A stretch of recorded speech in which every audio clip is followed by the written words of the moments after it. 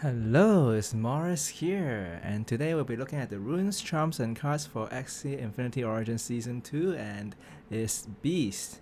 So for Beast, the signature buffs is Rage, and what Rage is that it attacks deal 1 bonus damage per hit for each stack of Rage. This unit suffer 1 extra damage per hit for each stack, so there's the pros and cons in this case.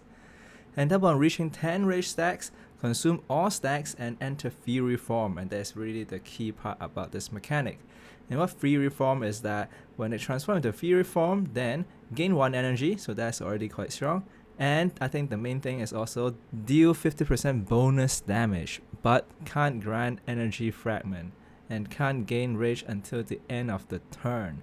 So at least now there's a bit of a downside, which is that you can't grant energy fragment, and in a way it is kind of like a theme in Beast, I feel, where maybe you are sacrificing your energy fragment for other kind of effects, so Fury will be one of them.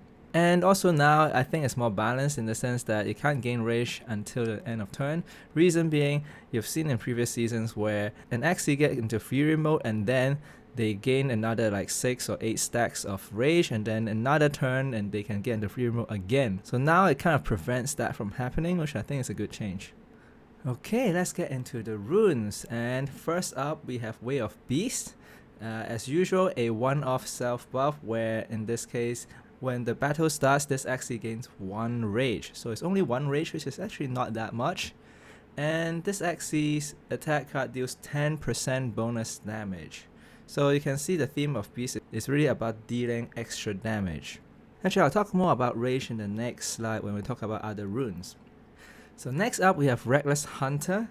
So it says this Axie deals 20% more damage, but also takes 10% more damage. So basically very fitting to the theme of dealing more damage, but then it can also take a bit more damage. So it's in a way quite similar to the Rage mechanic, where you're doing more damage, but also getting hit harder. Here I actually have like a table kind of thing where it shows you the damage buff. So in this case, if you use a 60 attack card, and with Reckless Hunter, you actually deal 72 damage. And if you do a 100 attack card, then you're gonna do 120 damage. So that is actually not insignificant and actually quite strong. But of course you want to prevent this Axie from taking damage, just because it will go down faster as well. So I can see it can fit into those very fast aggro kind of build as previous seasons. Okay, next up we have Dominant Predator, and I think this one is quite strong, especially with coupling with other mechanics that we'll see later. Okay, so for Dominant Predator, what it does is that it says, if the target does not have bleed, single attacks of this Axie apply bleed for 2 turns, so basically putting bleed on the opponent. Whenever this Axie attacks, if any of its target has bleed, deal 10% bonus damage and heal this Axie for 15 HP. So note there's a rare rune, so you can actually run multiple of it, and so you can actually put bleed on the opponent pretty easily if you run 2 or even 3 copies of this, because every single attack you put bleed, and if you put bleed on an opponent, it is very strong because it deal 10% bonus damage, which is already not bad, but also the heal really can add up, because okay, let's say the opponent has bleed, then for a 70 attack card, then you're dealing an extra 7 damage, not bad, but also heals for 15. And so in a way, it's basically giving you a 23 HP swing for every single attack.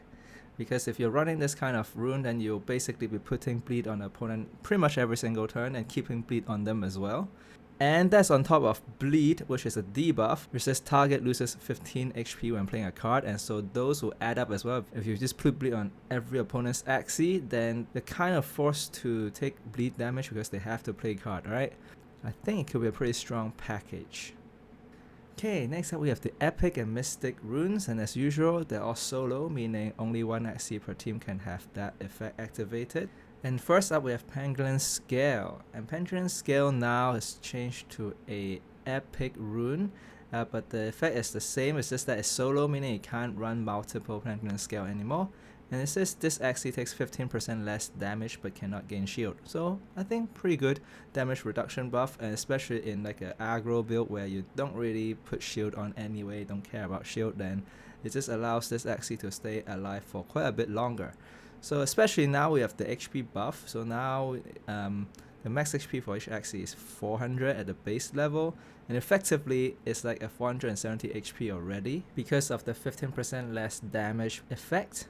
But of course you can also buff the HP of this Axie as well, and let's say if you have like 450 max HP, then effectively it's like a 79 HP gain. So yeah, I think not bad, pretty strong. And basically you can imagine it's basically running like a 529 HP kind of Axie. So yeah, I think Penguin Scale still pretty strong. Okay, so next up we have Glorious Mane.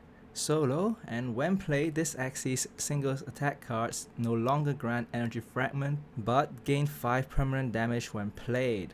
So for this one, I actually don't know how to feel about it because it really depends on how fast you rotate your deck. Because basically every time you play the card, then it gains 5 permanent damage, and so you really want this to be like the last Axie standing.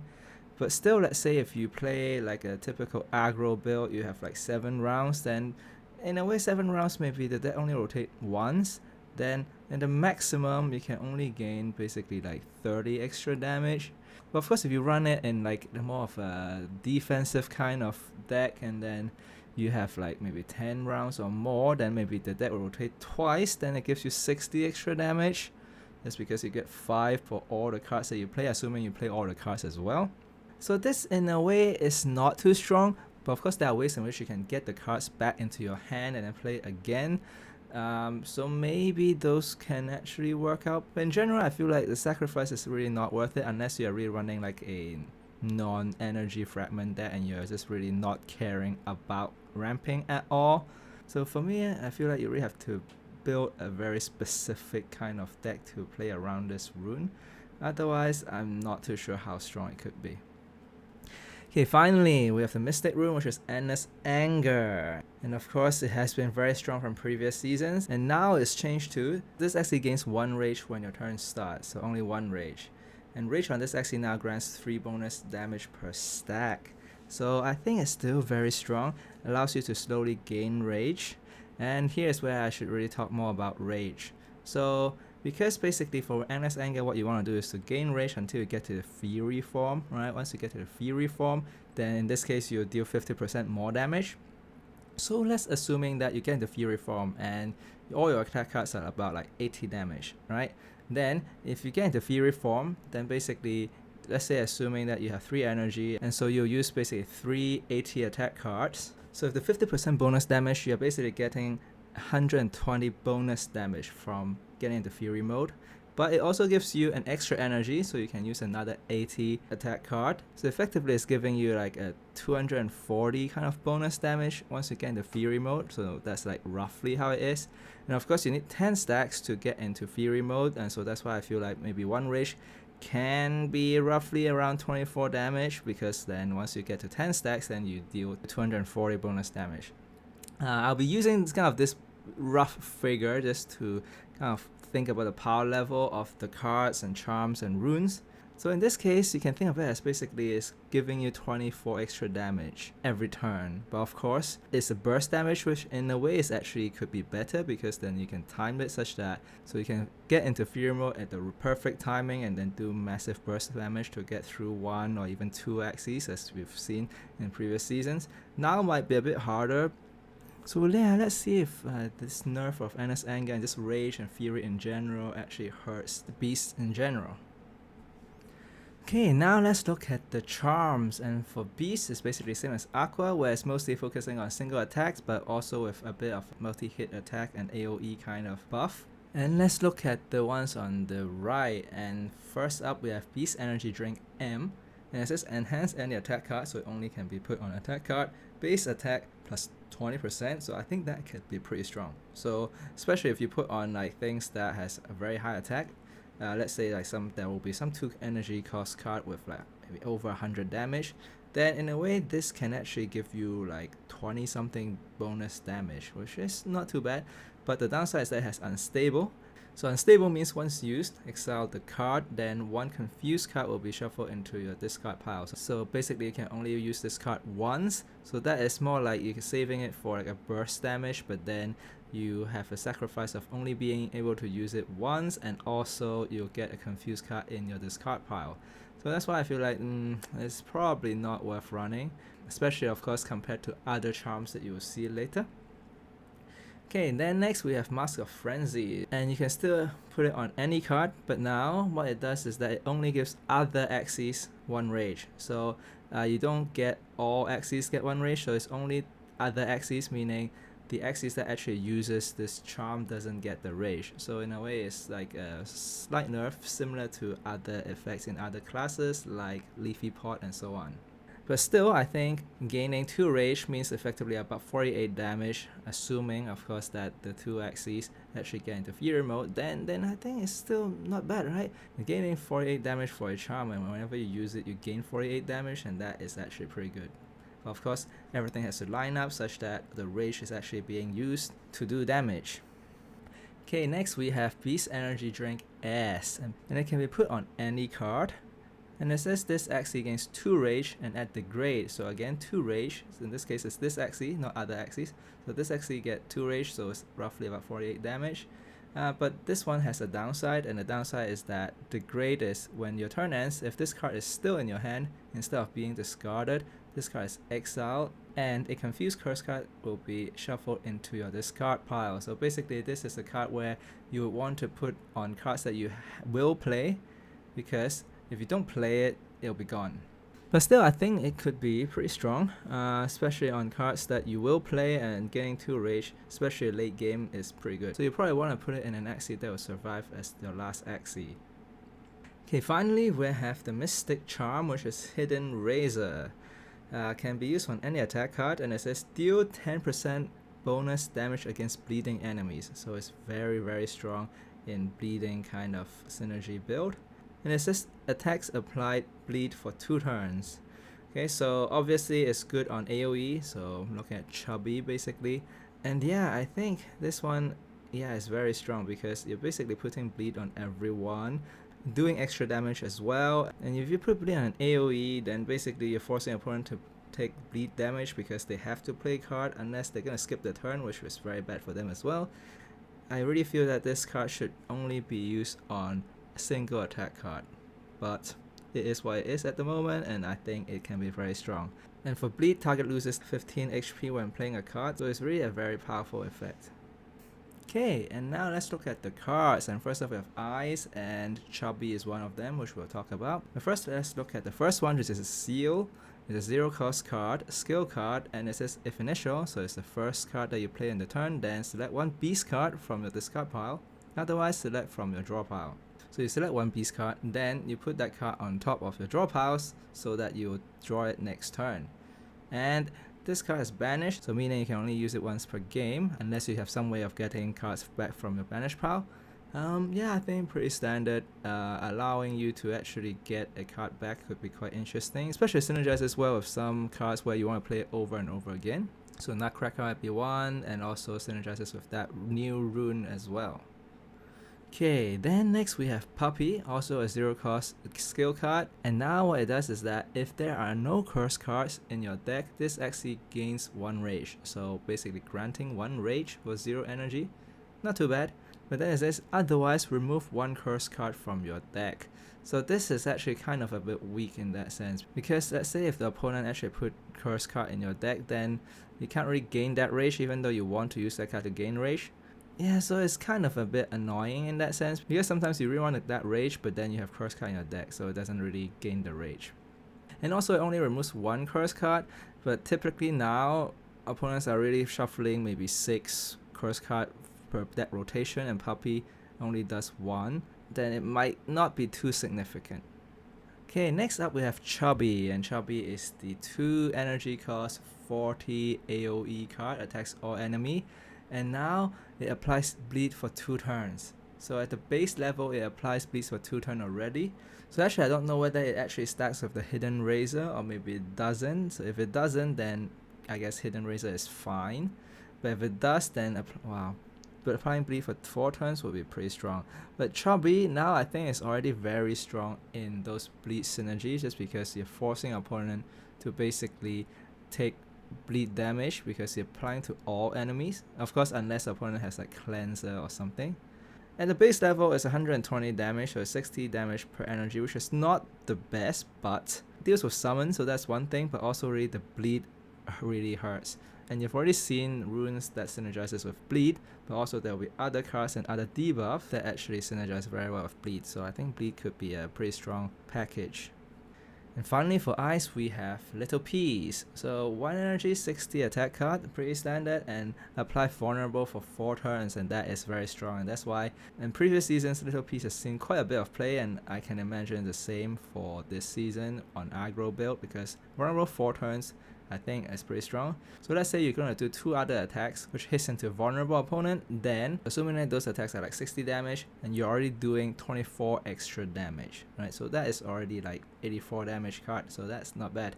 But assuming the opponent doesn't have a way of cleansing it, and assume that you deal another 3 attacks into the vulnerable target, then basically you're dealing 60 extra damage with this card by putting vulnerable. Then that's only assuming that you're doing 60 damage per card, but of course if you get into Fury mode then it is even more, and so this is still a very strong start for a Fury kind of turn where you put vulnerable on the opponent and then you're just dealing massive damage, as we've seen in previous seasons. Okay, next up we have Ears, and for Ears, first one is Nyan. Now 1 costs 60 damage, and it says if the target has bleed, deal 20 bonus damage, otherwise apply bleed for 4 turns. Again, very strong for bleed synergy build. 80 damage if the opponent has bleed, which is already very strong, and also enable bleed synergy as well, because let's say if the opponent doesn't have bleed yet, then doing this basically put bleeds on for 4 turns, and 4 turns is actually quite a lot. Okay, next we have Nutcracker. So it's one of the 3 Nutcrackers, as we'll see later as well, and all Nutcracker does the same thing, and it's a 1 cost 60 attack card as a base damage. And it says whenever played, this Axie's Nutcracker cards gain 10 damage for the rest of the battle. So meaning the first Nutcracker, it will be 60 damage, which is still okay already, I feel. But then the next one will be 70, and then the third one will be 80, and so on and so on. So it gets to a maximum of 120 damage per card, which is pretty good. So I think it's still very strong.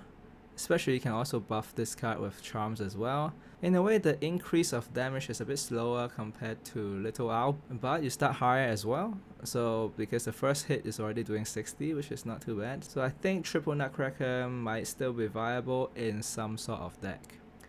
Okay, next up we have Innocent Lamb. So it's a 0 cost skill card. It's a very interesting card. And it says select one of this Axie's other skill or secret cards and add a copy of it to your hand and then banish.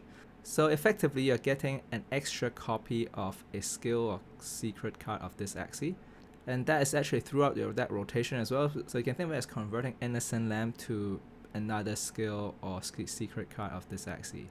And the good part about it is that there's flexibility as well. Meaning, let's say for some matchup you might want an extra copy of like a shield card, whereas in another matchup you might want an extra copy of like a heal card, or like Puppy or something where you want to gain rage or something. So next up we have Zen, and now it's a 1 cost 60 damage attack card, and it says other allied Axie gain 1 rage. So wow, I think not bad because it's already gaining 1 rage for other Axies. So assuming you have all 3 Axies alive, then basically it gains 2 rage stacks, because 1 for each Axie, and that effectively is like doing another 48 damage. Of course, assuming that you can actually use those rage stacks into Fury mode. So yeah, it can be like 100 damage kind of card if you think about it that way, but of course it just contributes to getting more rage stacks, so I think it's pretty good.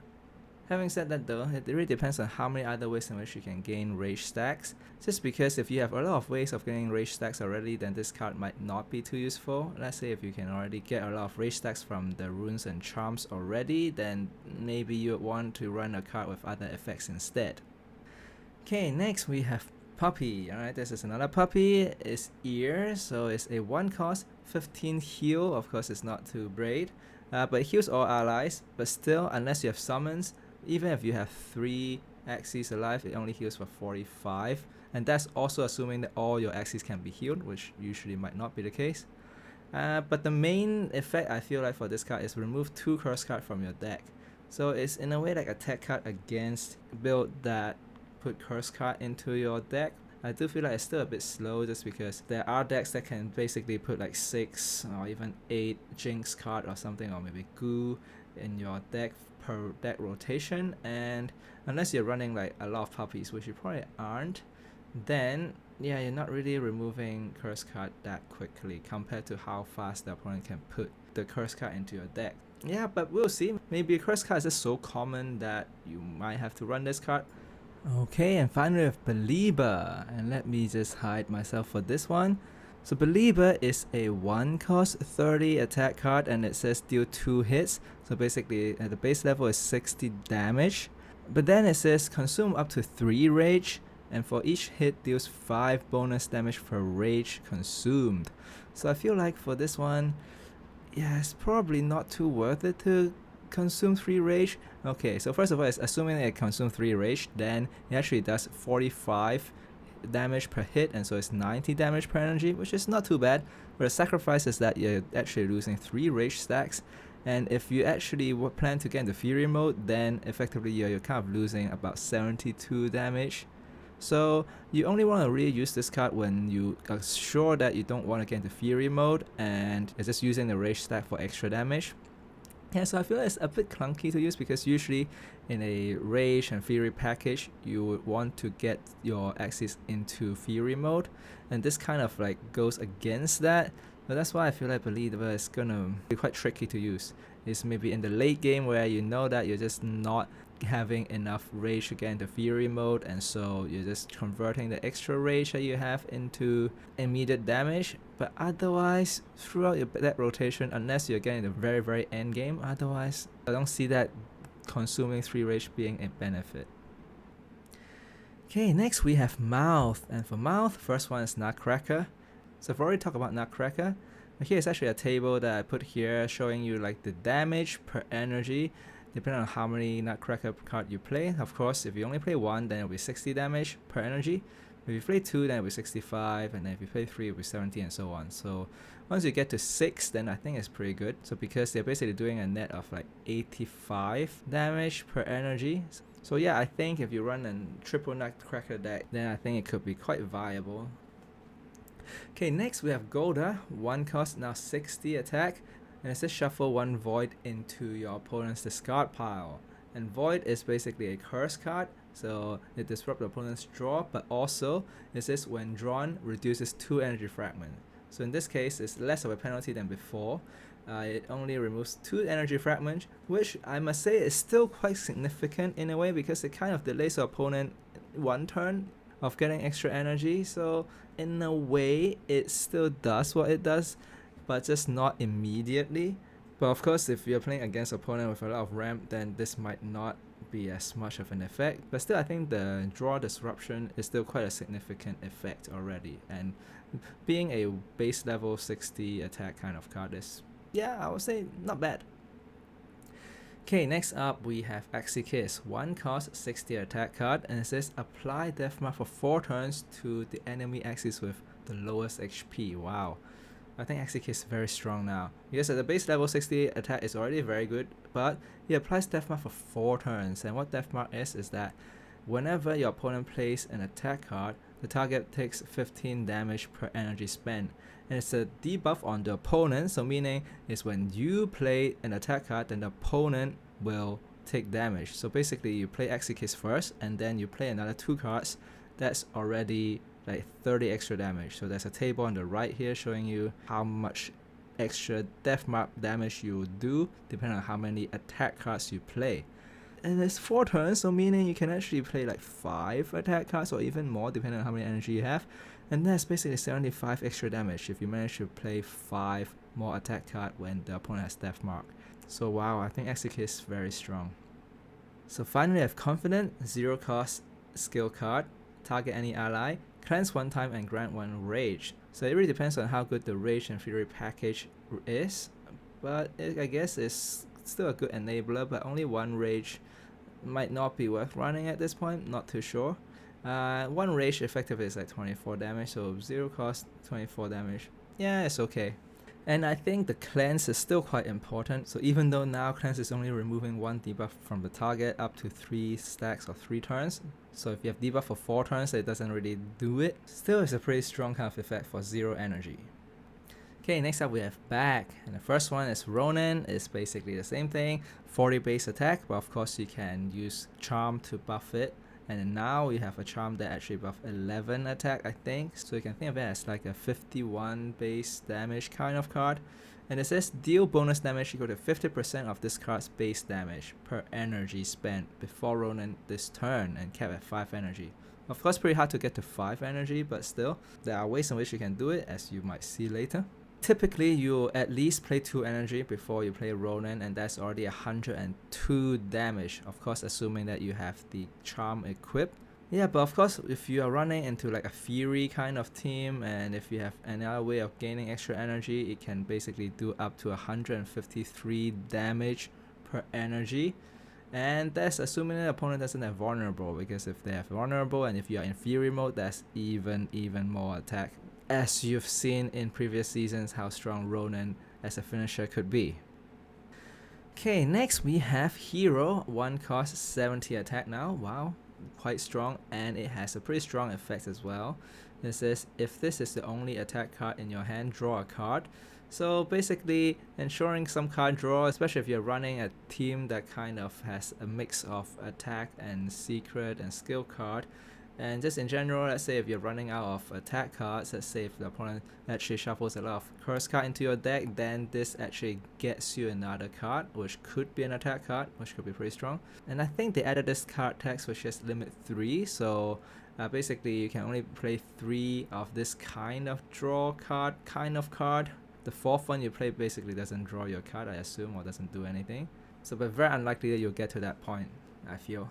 Unless you're really running like a draw synergy kind of deck. Okay, next up we have Jaguar. Jaguar, 1 energy, 60 attack card, and it says if the target has bleed, deal 20 bonus damage, otherwise apply bleed for 4 turns. Again, very strong bleed synergy card, basically doing 80 damage if you are running bleed synergy, because if you're running bleed synergy, most likely the opponent will have bleed. If not, you still apply bleed for 4 turns, it's still very strong. Okay, next up we have Risky Beast. So it's a 1 cost, 70 attack card. This is if initial, so if it's the first card you play on that turn, deal 15 bonus damage. So that's basically 85 damage, not bad. But then it says apply Death Mark to self for 3 turns, and that is pretty bad. Because, okay, what Death Mark is that whenever your opponent plays an attack card, the target takes 15 damage per energy spent. And it says 3 turns, so I assume the turn that you use Risky Beast, it'll be 1 turn, and then it'll be your opponent's turn, and then it's your turn. So effectively it's like 1 opponent's turn, and in 1 opponent's turn, let's say if they only use 3 energy, you'll still be doing 45 damage to yourself, which I think is quite a lot.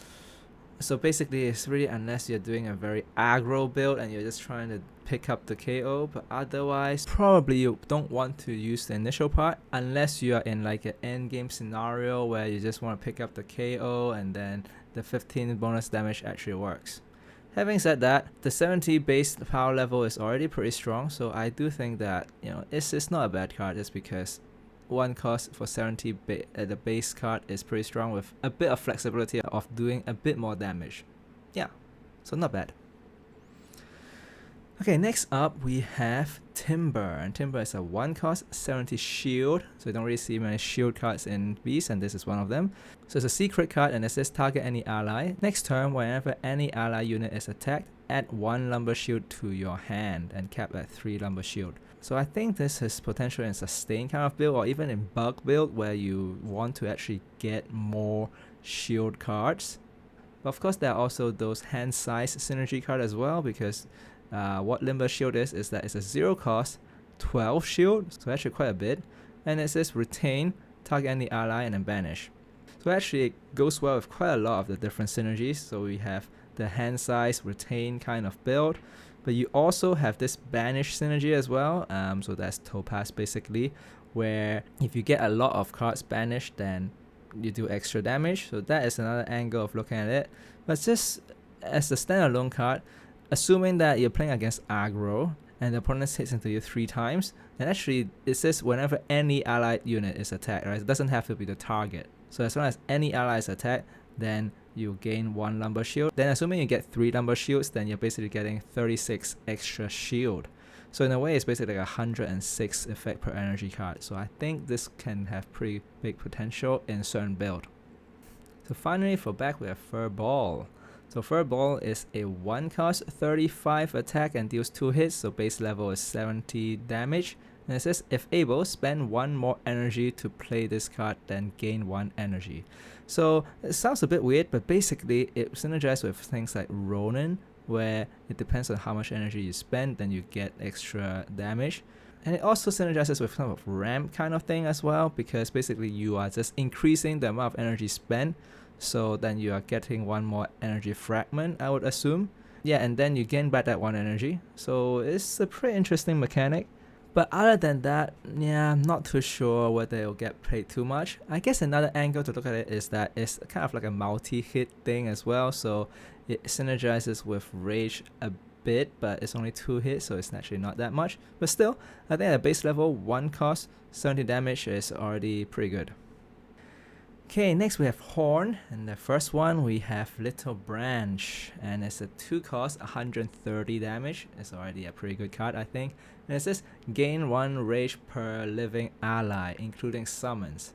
So at the base level, it's a 65 damage per energy kind of card, which already is not bad. And being a 2 cost card can be an advantage as well, especially when you are in like Fury mode, and sometimes you might be limited by the amount of cards that you have, and having 2 cost card definitely is good.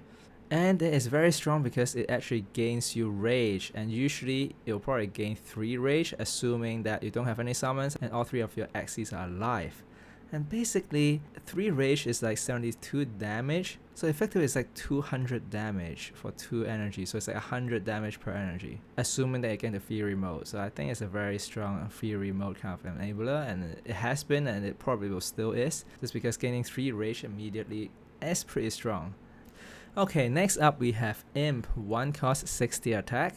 This is Retain, so that's pretty strong already, Retain. And it says base damage is increased by 20 in Fury form. Wow, so it has Retain, meaning it speeds up your deck rotation, that's one thing, but also retaining means you can actually keep it, and then you only wait for your Fury form. So basically it ensures that you have attack cards when you get into Fury mode, and also increases the base power by 20, means it's dealing 80 damage. And of course once you get into Fury mode, then it's 50% bonus damage as well, so effectively it's doing 120 damage for 1 energy. And if you have the attack buff charm, then it's doing 136 damage, which is just insane for a 1 energy card. And so I can see that rage could still be a thing with cards like Imp.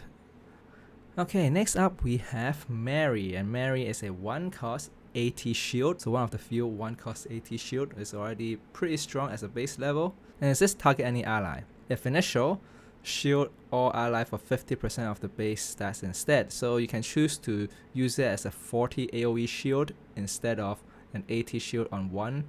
So I think I quite like this flexibility as well, because let's say if you're playing against AoE, then you might want to use it as a AoE shield, and that's basically 120 shield if you're playing against AoE, so that's pretty good. But as a standalone, 1 cost 80 shield is already not bad, I would say, and definitely better than quite a lot of the other shield card in terms of this raw shield value. So yeah, I think pretty good. Okay, next up we have Pocky. So Pocky is a 1 cost, now it's 30 damage, and it says randomly deal 2 hits, so effectively it's like 60 damage. And it randomly deals 2 hits, meaning it can snipe off summons. And it says apply taunt to the enemy hit with lowest HP for 2 turns. Applying taunt to the opponent has been a pretty strong mechanic, I feel, because you deal with Pocky, then you can follow up with other attack to finish off opponent. But in this case, it kind of can be even stronger because it applies taunt to the enemy hit with the lowest HP, so it kind of allows you to snipe off the opponent with the lowest HP. Having said that, now it's a multi-attack card, so actually some targeting kind of charm might not work on this. So we will talk about those when we talk about those targeting kind of charms. Okay, next up we have Dual Blade. This one's an interesting one. It's a 1 cost 60 attack card, it's pretty standard, but it says target any enemy, so that one already quite strong. And it applies Grievous Wound, and I think this one is an interesting mechanic. So what Grievous Wound is a debuff on the opponent, and you can target any opponent to apply it. And it says each time this unit bleeds, so when the opponent with this debuff bleeds, then deal 10 damage per Grievous Wound stack. And then add 1 Grievous Wound stack, and a maximum of 10 stacks. And wow, I think this one could be very strong in kind of bleed synergy build.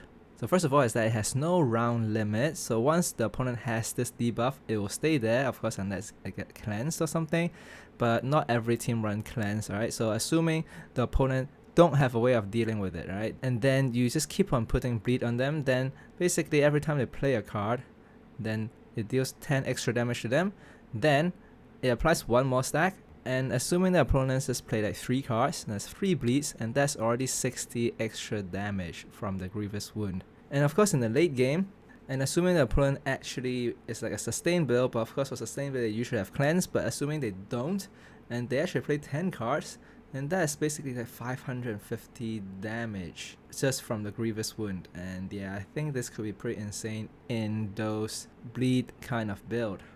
So I can imagine there are builds just basically running triple Dual Blade and then all the other bleed synergy stuff as well. Okay, finally we have Arco. 1 cost 65 damage, and it removes up to 2 secret from the target, so I would say pretty standard. It's a tech card against secret basically, but other than that, yeah, it's just a standard card with okay base damage. Okay, finally we have Tail. For Tail, first up we have Cottontail. 0 cost, skill card, heals for 5, and it says retains, so now you can actually just keep it in your hand without using any charm, so that's pretty nice. And it says target any ally, consume up to 7 energy fragment, then heal 7 HP per energy fragment consumed. If at least 7 are consumed, gain 1 energy, then banish. So very interesting, I love 7s. And basically, let's say if you have 7 energy fragments, then basically what it does is that this card heals for 49 plus the base 5 heal, which is 53 heal, which I must say is pretty strong. For a 0 cost card that heals for 53. Of course the downside is that you're really sacrificing your energy fragment, meaning you're probably not going to energy burst ever if you play this kind of team. But you do get an okay heal with 53 heal for 0 energy. But the main thing is that it gains 1 energy. So of course you want to save it, let's say during your Fury kind of turn, where you're already gaining 1 energy and then you're gaining an extra energy on top of that through Cottontail. So it kind of keeps that original flavor of gaining energy. But of course now it has a bit more sacrifice, but you do get a bit of healing as well. So I think it actually could go pretty well in a kind of team where you don't really care about ramping and getting energy burst. You're just really using your energy fragment for healing and also most importantly extra energy. Do note that it has banish, meaning you can only use it once per game. But having said that, there are cards like Innocent Lamb as well, so you can get extra copy of Cottontail. So yeah, I can see that it could be pretty strong, especially it already has retain. Okay, next up we have Rice. 1 cost, now it's 55 damage. It says steal 1 energy fragment if this attack costs unblocked damage. So effectively it's like a 2 energy fragment swing, which is not too bad, and effectively sometimes it could be like a 1 energy swing just because it might allow you to get into energy burst first, or it can prevent your opponent in getting into energy burst. So I feel like it could be okay, especially if you run multiple Rice, and of course if you run with other ramp and I guess energy fragments stealing runes and other effects. Okay, next up we have Shiba. Wow, so it's a 2 cost 130 damage attack card that says all ally Axie gain 1 rage. So at the base level it will already gain 1 rage for all ally Axie, which I think is very strong already.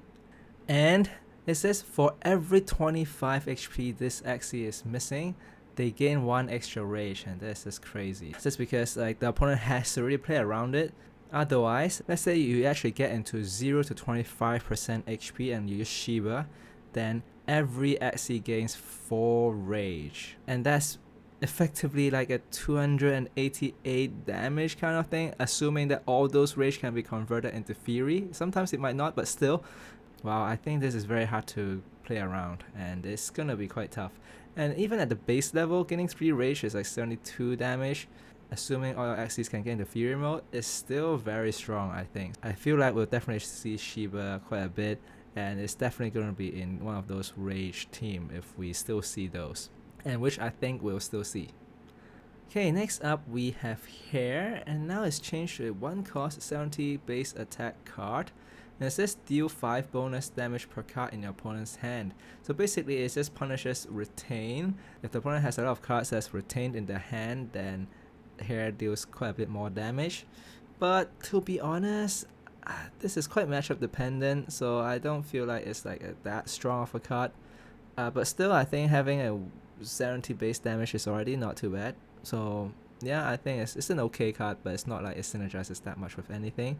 And I feel like in general for Axie now, if you don't have any cards that synergizes with things, then it might not make it. That's how I feel. Okay, next we have Nutcracker, which I already talked about in the other 2 Nutcracker cards. And finally we have Gerbil. So Gerbil is a 1 cost 55 attack card, and it says target any enemy, so pretty good, because you can already start off summon, or you could just like target any weak enemy. And it says remove 1 secret from the target. Yeah, so I think it's again not synergizes with anything too well. It's more like a tech card where it only works if the opponent plays target. So to be honest, I do feel like this one is a bit weak as well. The good side is that it can target any enemy, but 55 damage is really a bit underwhelming. Okay, and this is it for Beast. Thank you very much for joining me. Hope you enjoyed the video.